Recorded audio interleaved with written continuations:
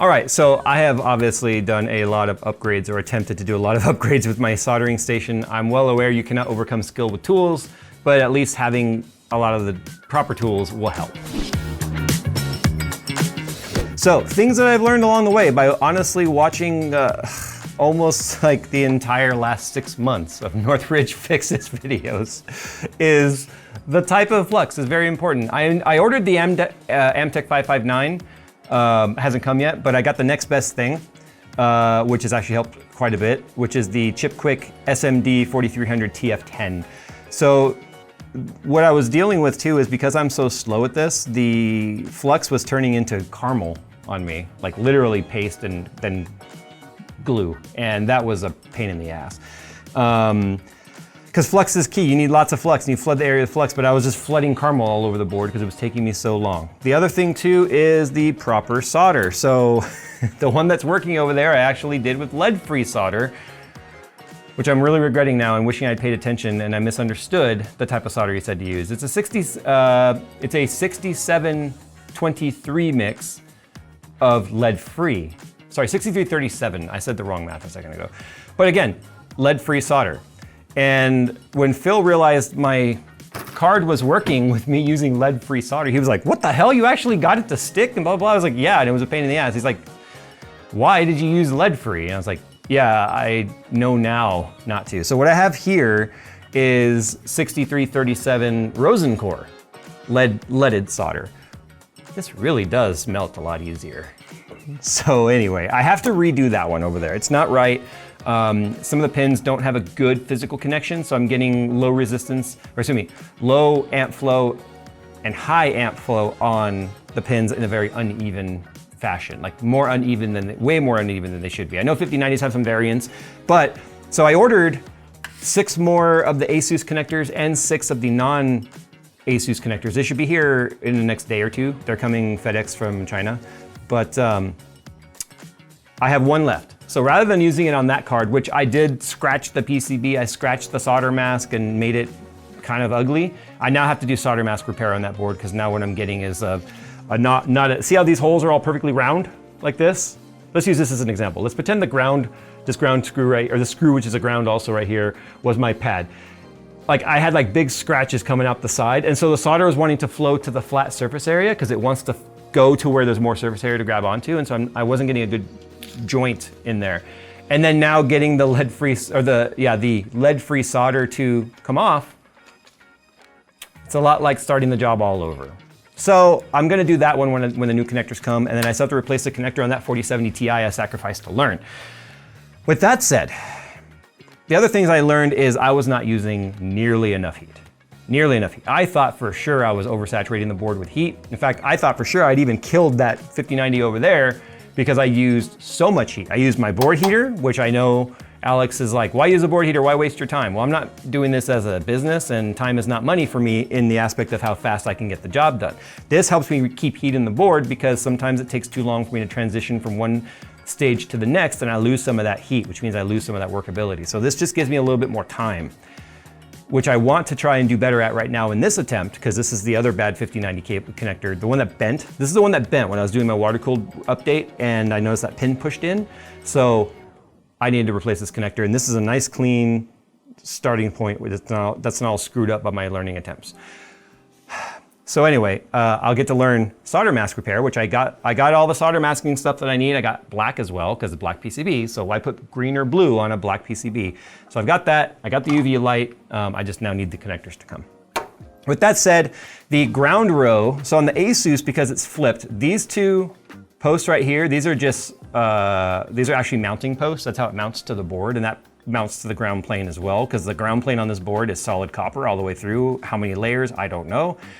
These is pin 1, 2, I'm assuming it could be 1, this could be 1. I think this is 1, because this is the pin on the other one that's really low, like it's only getting like 0.3 or 3 amps under load. And this is the one that I know is messed up and I'm having a hard time getting solder to fill in. So I think this is 1, 2, 3, 4, 5, 6. These, technically, I could bridge all of these if I wanted and it would still work. It would totally screw the sensing in there of the actual power sensing. And then these are ground right here. These are all connected to the ground plane, obviously. So these are the ones that take a lot of heat. These are easy to get off. The sense wires are easy to get off. These and these, due to their size, they just hold a lot of heat. Or not hold, but they wick away a lot of heat. So with that said, I'm gonna go ahead and turn on my board heater here. And I'm gonna set it to 260 C, and it's gonna take a minute. I also have my thermal camera. I started using this to help me know when I was ready. When I saw that the board, like in the area I was working, was at like 130, 140 C, then I knew I could start to get the solder to melt pretty quickly and pretty easily. I'm hoping I should be able to fairly easily get these out, because I can actually see the silver flux or the silver solder start to soften before I add the low temp solder to it. And once that happens, then it's pretty easy to get it out. So we mix the low temp in there with flux, and then the flux will wet the joint. That'll get the solder to mix, and then I'll be able to use this to remove the solder. Now I know this isn't the like Alex is probably looking at this going, that thing's crap. It's way better than the one we had. It's got a severe amount of suction on it. But in fact, Phil was looking around for the old one. I threw it away. That's how bad it was. But his are out of stock. I would love to have his. I put me on notified, but he's been out of stock on those forever. So this gets the job done. But I want to show you something though. It also sucks up resin, or not resin, flux. So this is the one I actually use in the other 5090. I've got to take it apart and clean it because I probably sucked in so much flux. Listen to the difference. This is the fresh one that hasn't been used. This is the one that has been used. Anyway, all right. This is just me killing time while I'm waiting for the board heater to do its thing, which is the whole reason why Alex was like, board heaters suck. All right, so I'm gonna start by preheating the board here. I don't care if I melt the plastic parts of the connector because obviously I'm replacing that. I'll go ahead and turn, it's gonna get noisy now. I gotta turn on both my extractors here.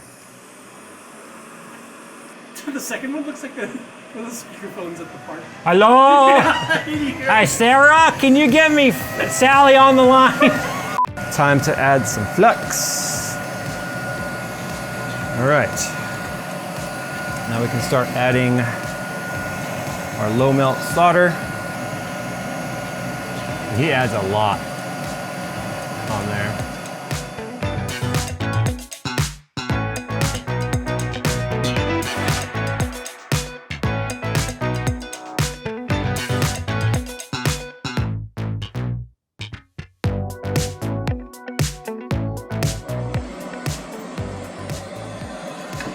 And it's out. Okay, so it's out. Now, I need to solder suck these holes. It's fun to say.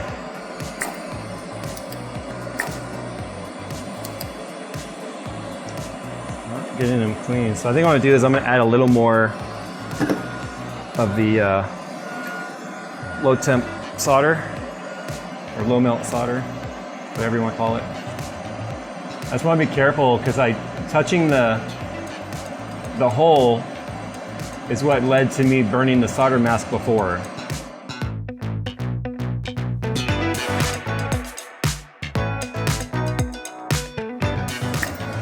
There's one.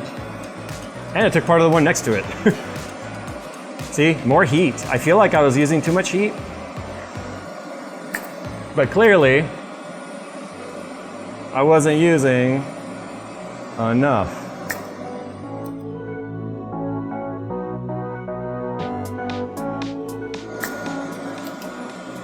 It's like I'm learning!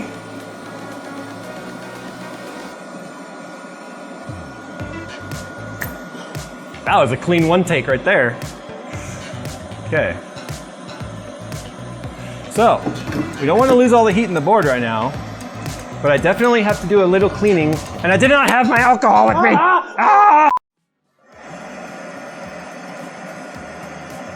Dude, all the solder masks are good. Fresh connector, let me clean my tip off of the... Shut up. Yeah, I need to add some heat back to this.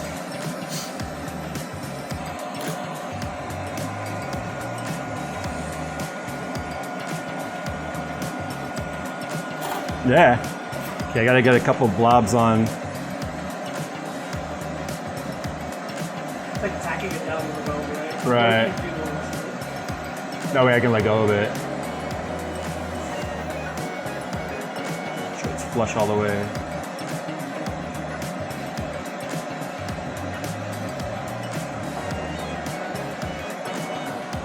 Okay, now I can let go. And if I do this the way Alex did it, is he puts a lot of flux and a lot of solder because we need it to flow through the hole.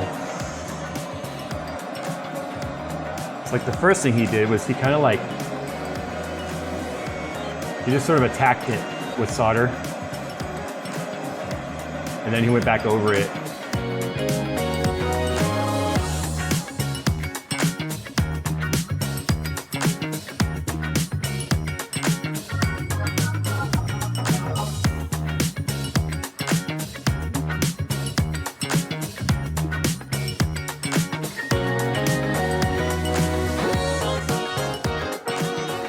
All right,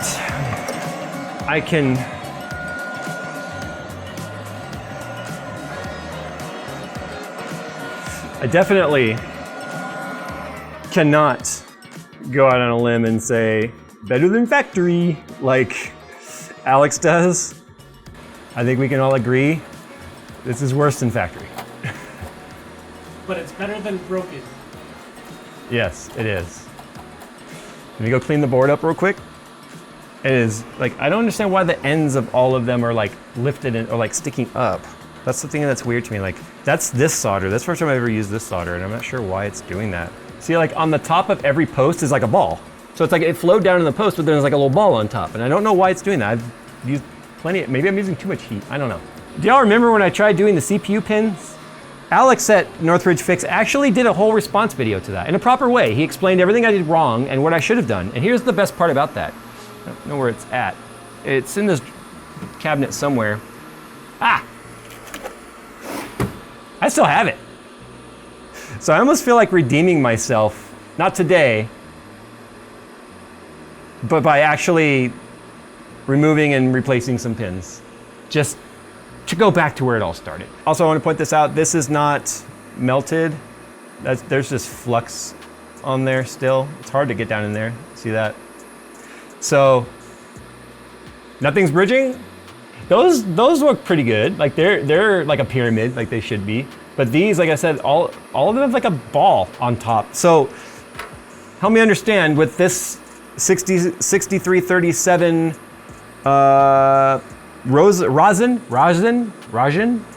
rosin core flux. Why is it doing that? My solder iron was tinned. I do know it got a little gunky on the tip, but I kept cleaning it. There was flux and it seemed like it was sticking to the iron, like it was pulling some away. Is it a temperature thing? Was it too hot? So help me understand that. Anyway, I gotta put the card back together. It's out, that's hot. It's all nice and clean. Look at the back side. This is like straight up amateur hour for a professional, I know that, but come on. Let's think about where I came from. I have always made myself vulnerable with you guys on learning a new skill, and I have stuck with this one forever and come back to it and sucked and continued to suck. But the most important ones are the ground plane on the inside.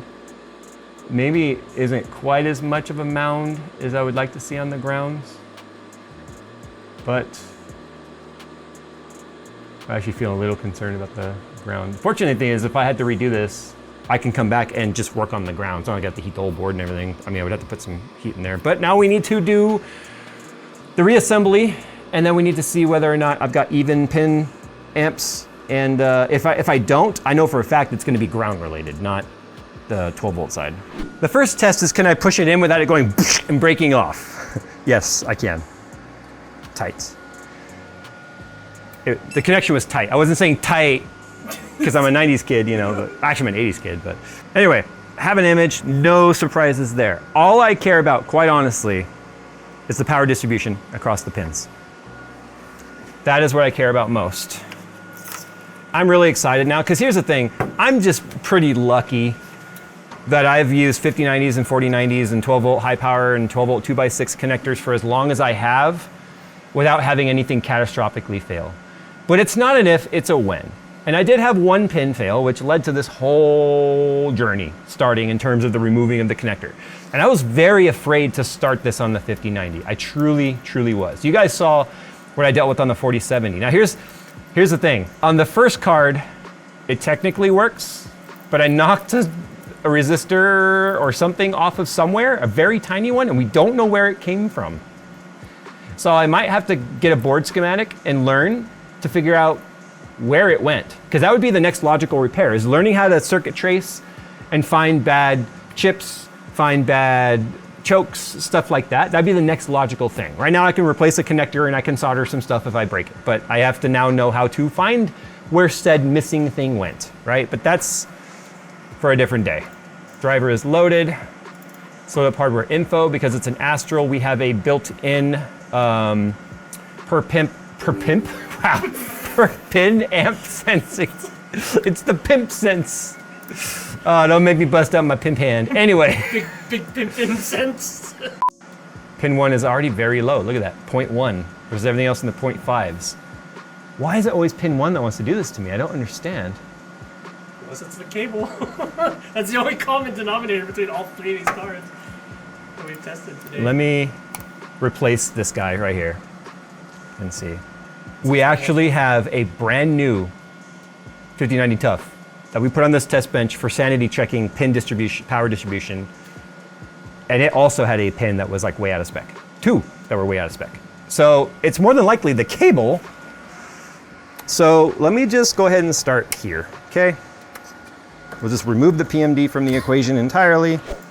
Now they're even. Perfectly even. Let's go ahead now and put this under an actual, like, full load. Whoops. Let's go into Furmark. Yeah, it makes sense that a couple would be showing a little over 9.5, which, to be honest, the brand new freaking card was doing that too, because this one right here is only carrying 6.9.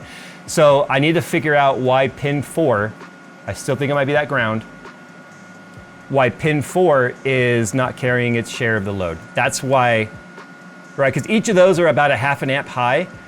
If we added an amp back to that, or 1.2 amps, that's about right. So, not bad.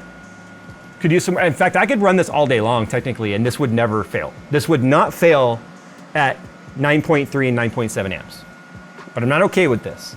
But now for sanity purposes, we need to throw that Tough back on here without the wire, well, we have to put the wire view on, but without this cable, and see what the variance is like on that one. Okay, this brand new card. 8.4, 7.9, 7.2, 9.0, 8.8, 9.4. Literally worse than than mine. Yeah, so. Now, we did introduce the PMD, but that's because the Tough doesn't have a built-in pin sensing system. So you just come over here, Phil, and look, you can see it. Come here, I want them to see this. 7.0 versus it was like 9.5 a second ago. See that one, 6.9? It's pulling 600 watts right now. It's actually worse than mine. So I'm not gonna change it. Why go through the effort of stressing the board and putting more heat and stuff on that and maybe having it flow somewhere I don't want it to, which already happened on that other one, by the way. I learned a lot. I learned that I still have a track record now of not giving up permanently. I give up temporarily and step back and come back. But I'm gonna be honest, I spent a lot of time not just watching Northridge Fix's videos, but also reading your guys' comments, both on the social posts that I made that, hey, I got one working, but also the comments in that video where a lot of you gave me some really useful advice. I'm very appreciative of that. I talked about in there how tradesmen and masons like to just put everyone down because it's the way they make themselves feel better, like they're superior at their job.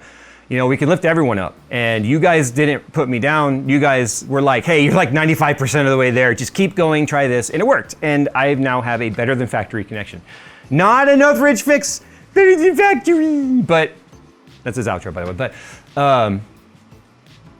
way better than I could do even just 2 days ago. So I'm happy with this. Time to get out of here, guys. Thanks for the help. My station has improved. I can now repair our own melted connectors if and when they happen. I'm not gonna do it for you guys though. I am not gonna take on that responsibility of fucking up your guys' stuff. So I'll fuck up my shit all day long, but not yours. And the guys, I'll mess up their stuff too, that's fine, because I'll replace it if I break it. All right, we'll see you guys in the next one. Thanks for the help, and now I feel like I have just leveled up another skill.